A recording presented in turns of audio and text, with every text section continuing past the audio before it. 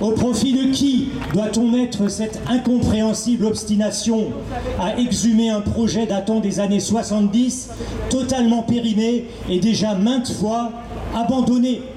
Cette obstination est l'effet d'un discours à visée hypnotique tenu par quelques élus incapables de dominer leur ego, totalement décalés du réel climatique, incapables de saisir les nouveaux enjeux de société centrés sur l'intérêt général et le bien public, complices des bétonneurs du vivant, inféodés à une technostructure au sein de multinationales qui définit la norme à la place de l'État.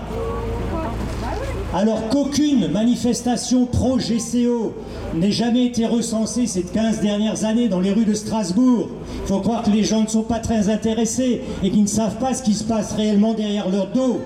Des Alsaciens, en revanche, par milliers, lucides des menaces que ce projet fait peser sur leur santé et sur l'environnement, se sont majoritairement prononcés contre le GCO lors de l'enquête publique cet été.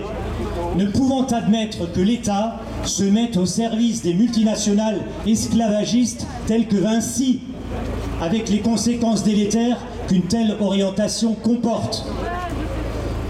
Car lorsque la jonction du Binwald aura transformé l'Alsace en corridor à poids lourd, polluant notre région comme jamais, sans qu'elle en tire le moindre bénéfice, il sera définitivement trop tard.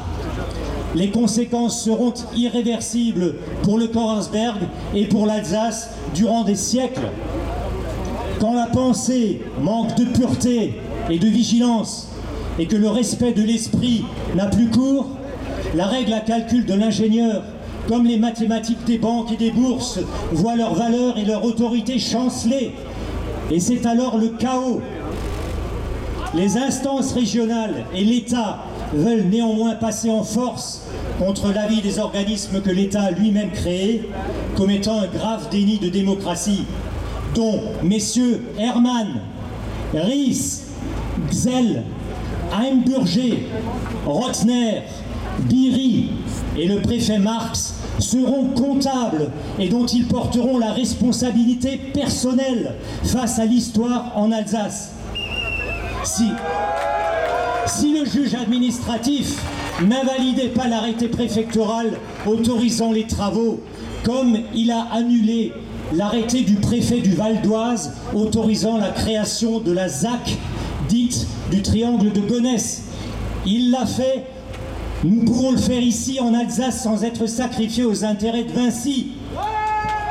Pour toutes ces raisons, martelées depuis des années, auxquelles nos décideurs restent obstinément sourds, nous sommes rassemblés ici aujourd'hui pour que les Alsaciens ne soient pas les boucs émissaires de la violence institutionnelle initiée par l'État, afin d'éviter des blessés et des morts occasionnés par la gendarmerie, comme ce fut le cas à Sivens, où Rémi Fraisse laissa la vie sans qu'aucune responsabilité de l'État n'ait été reconnue. Merci d'honorer le collectif.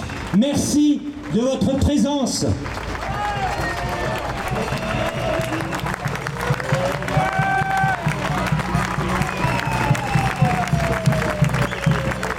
Il faut remarquer qu'il y a des élus, et notamment des élus avec un E à la fin, qui sont courageuses et qui ont des responsabilités importantes et qui osent dire ce qu'elles pensent, contrairement à d'autres élus qui sont des lâches.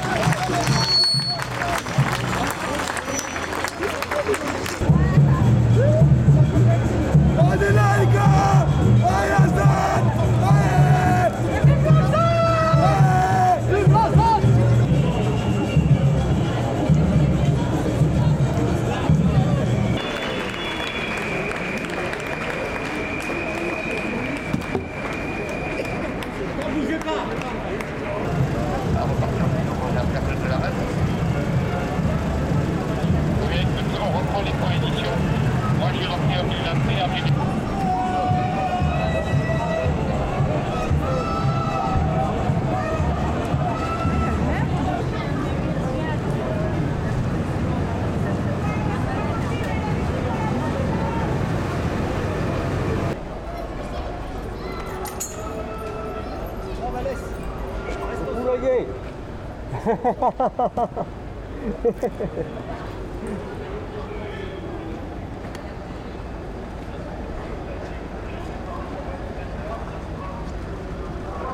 Allez, stop.